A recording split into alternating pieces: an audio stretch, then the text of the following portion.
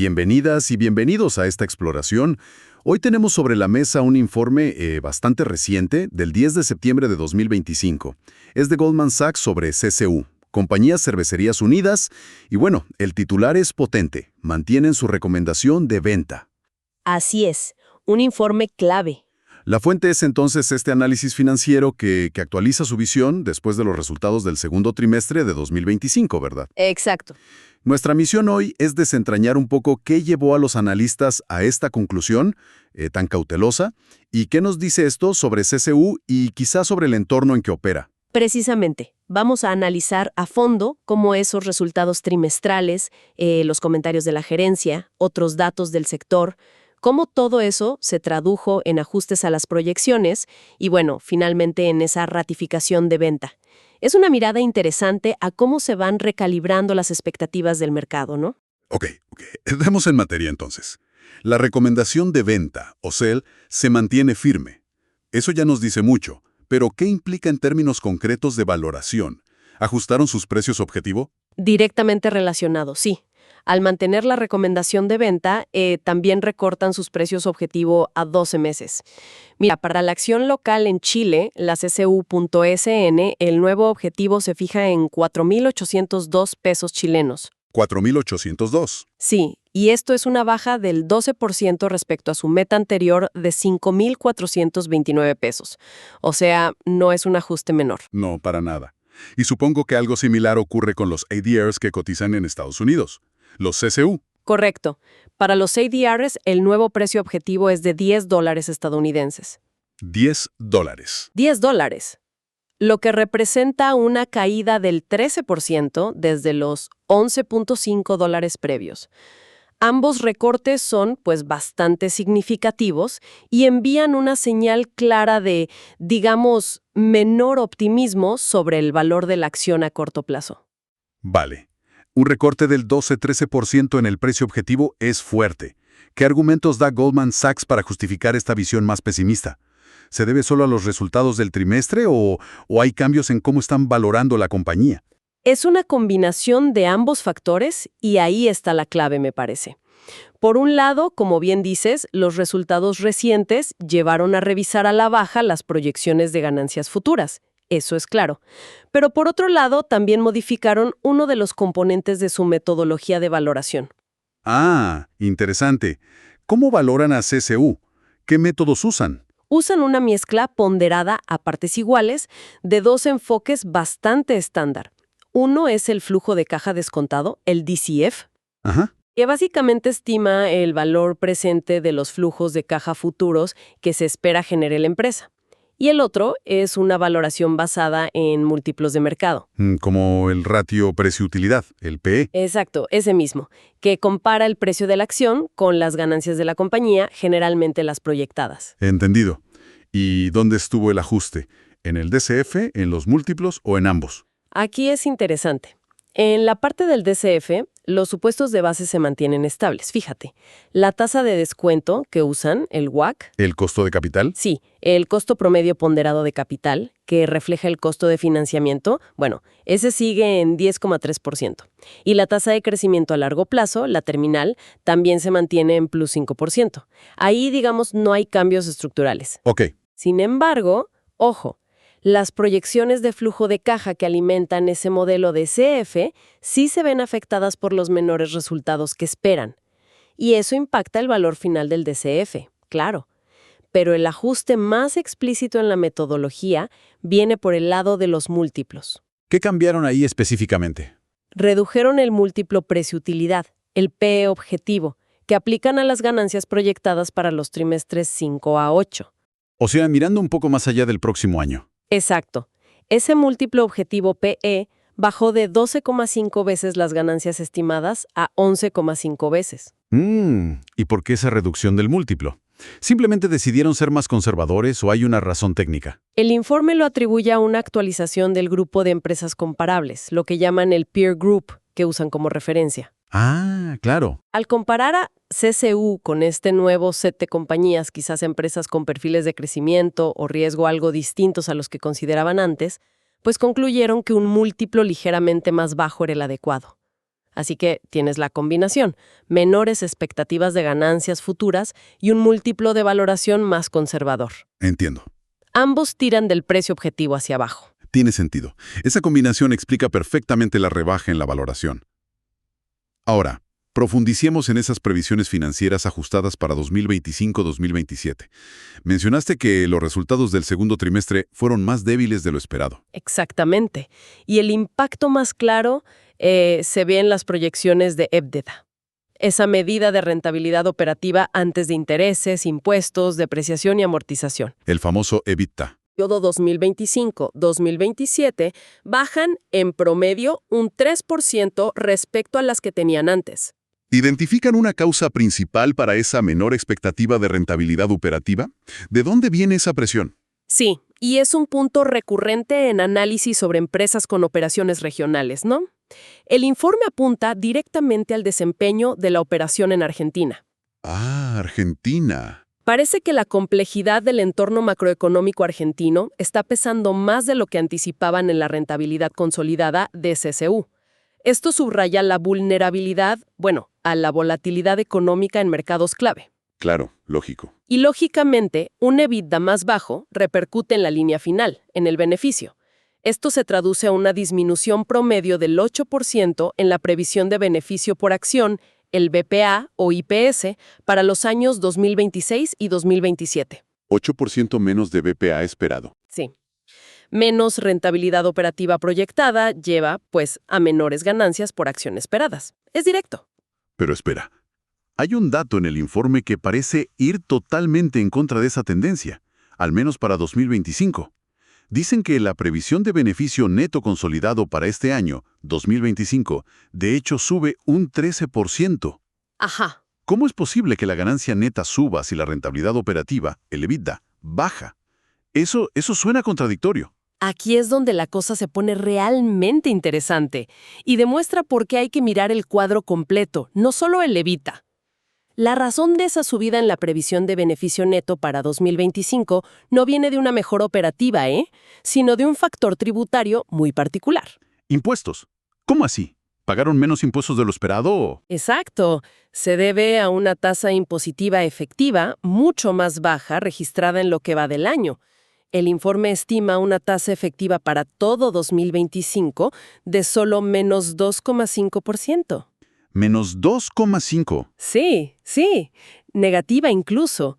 Esto contrasta fuertemente con la tasa más normalizada, cercana al 28% negativo, que proyectan para 2026 y 2027. ¡Wow! Menos 2,5%. Increíble. Eso es prácticamente nada de impuestos. Eso sí que impulsa la utilidad neta artificialmente, aunque sea temporal, claro. Totalmente. Es un efecto muy puntual de 2025 que, maquilla un poco la debilidad operativa subyacente que se refleja en el EBITDA. Un buen recordatorio de que la última línea puede tener sorpresas que no vienen necesariamente del negocio principal. Muy claro, muy claro. Ahora, si desglosamos esto por los distintos negocios de CCU, ¿cómo se ven afectados los segmentos individuales? Empecemos por Chile, su mercado de origen y, el más grande. ¿Hay cambios significativos allí? En el segmento de Chile, la visión de Goldman Sachs se mantiene bastante estable. Indican que las proyecciones de volumen de ventas y el precio promedio por unidad para el periodo 2025-2027 están prácticamente sin cambios respecto a sus estimaciones anteriores. O sea, ven el negocio chileno como sólido. Sí, como sólido y predecible dentro de todo. ¿Y la rentabilidad en Chile, el EBITDA? El EBITDA proyectado para Chile en 2026-27 baja muy ligeramente, apenas un 1%. Los márgenes EBITDA también se ajustan un poquito a la baja, pero son cambios marginales. En general, la perspectiva para Chile no parece ser la fuente de preocupación del informe. Bien, eso es una buena noticia para CCU, al menos en su mercado principal. Pero entonces, pasemos al segmento internacional, donde mencionaste que estaba el principal lastre, especialmente por Argentina. ¿Qué tan fuertes son los ajustes aquí? Aquí la historia es diferente, sí. Los ajustes son más notorios. Para 2025, por ejemplo, el volumen proyectado baja un 1%.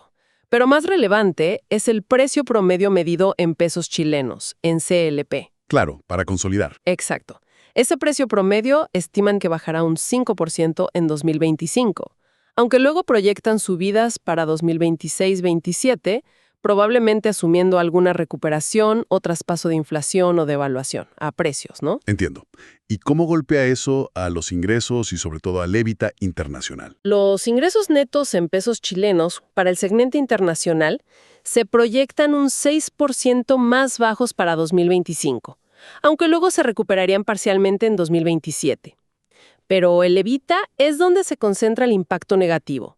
La previsión cae un 3% para 2025 y, atención, un significativo 12% para 2026. 12%. 12% menos de EBITDA esperado para 2026 en el segmento internacional. Esto sí refleja claramente el lastre argentino que mencionan. Clarísimo. Y lo que es fascinante aquí es el impacto en la eficiencia. El margen EBITDA proyectado para este segmento en 2026 cae 160 puntos básicos. Es una contracción importante de la rentabilidad esperada para las operaciones fuera de Chile. Ciertamente. Un 12% menos de EBITDA proyectado para 2026 en internacional es un golpe duro. ¿Qué hay del tercer segmento, el de vinos? ¿También se ve afectado negativamente? En vinos la situación es mixta. Las proyecciones de volumen se mantienen estables sin grandes cambios. Incluso ven un aumento en el precio promedio por unidad, con una subida del 3% proyectada para 2025 y 2026. Uno pensaría que si suben precios y mantienen volumen, la rentabilidad debería mejorar, ¿no? Sería lo lógico, sí, pero no es lo que proyectan. A pesar de esos mayores precios e ingresos ligeramente superiores, el EBITDA esperado para el segmento de vinos baja un 2% en 2025-26. También baja. También baja un 2%, y los márgenes EBITDA también se resienten un poco, cayendo unos 70 puntos básicos. Esto sugiere que incluso en vinos están viendo presiones por el lado de los costos o, bueno, alguna otra dinámica que afecta la rentabilidad esperada. No detallan exactamente qué. Interesante. Parece que las presiones no son exclusivas del segmento internacional entonces. Si consolidamos todo esto, ¿cuál es la foto general para CCU según estas nuevas proyecciones? A nivel consolidado, las ventas netas totales muestran una dinámica mixta. Bajan un 2% en la proyección para 2025, pero suben un 2% para 2027. El EBITDA consolidado, como ya adelantamos, refleja la presión general. Baja un 1% en la proyección 2025 y un más notorio 5% en la de 2026. Un 5% menos en 2026. Exacto. Esto lleva el margen EBITDA consolidado esperado a 12,6% para 2025 y 13,3% para 2026. Ese 13,3% para 2026 es unos 70 puntos básicos inferior a lo que estimaban antes. Refleja principalmente esa debilidad internacional que, bueno, no logra ser compensada totalmente por la estabilidad en Chile. Entendido. ¿Y qué pasa con la deuda y la generación de efectivo? ¿Hay alguna señal de alarma ahí o se ve manejable? En cuanto al endeudamiento, las proyecciones son relativamente tranquilas. El ratio deuda neta sobre EBITDA se mantendría estable alrededor de 1.7-1.8 veces en 2025. Razonable. Sí, niveles manejables, y bajaría hacia 1.3 veces en 2027. No parece haber una preocupación específica sobre el nivel de apalancamiento, al menos en este informe. ¿Y el flujo de caja? Donde sí hay una dinámica curiosa es en el flujo de caja libre, el FCF simplificado que calculan. Para 2025, proyectan un aumento espectacular de casi el 100%, un 99% de aumento. ¡Wow! ¿Y eso? Pero, y aquí viene el pero, para 2026 y 2027 las proyecciones de FCF bajan respecto a las estimaciones anteriores.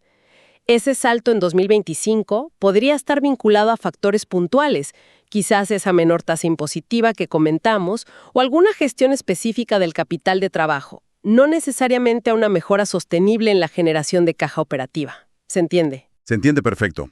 Es un panorama lleno de matices, definitivamente. Predomina la cautela, pero imagino que el informe no es 100% negativo. ¿Identifica Goldman Sachs algunos factores que podrían, digamos, hacer que las cosas resulten mejor de lo que esperan? Los llamados riesgos al alza o upside risks. Correcto, y es crucial considerarlos para tener una visión balanceada.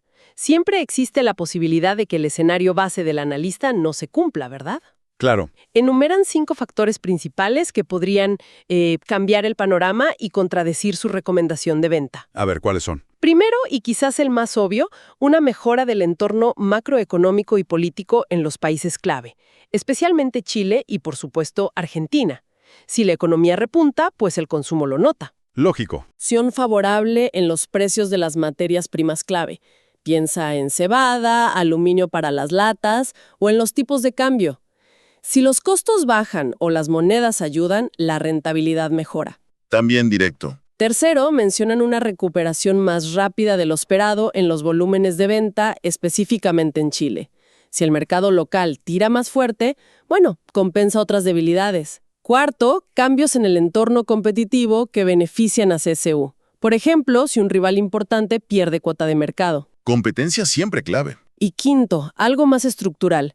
Posibles cambios en la estructura de propiedad del accionista controlador.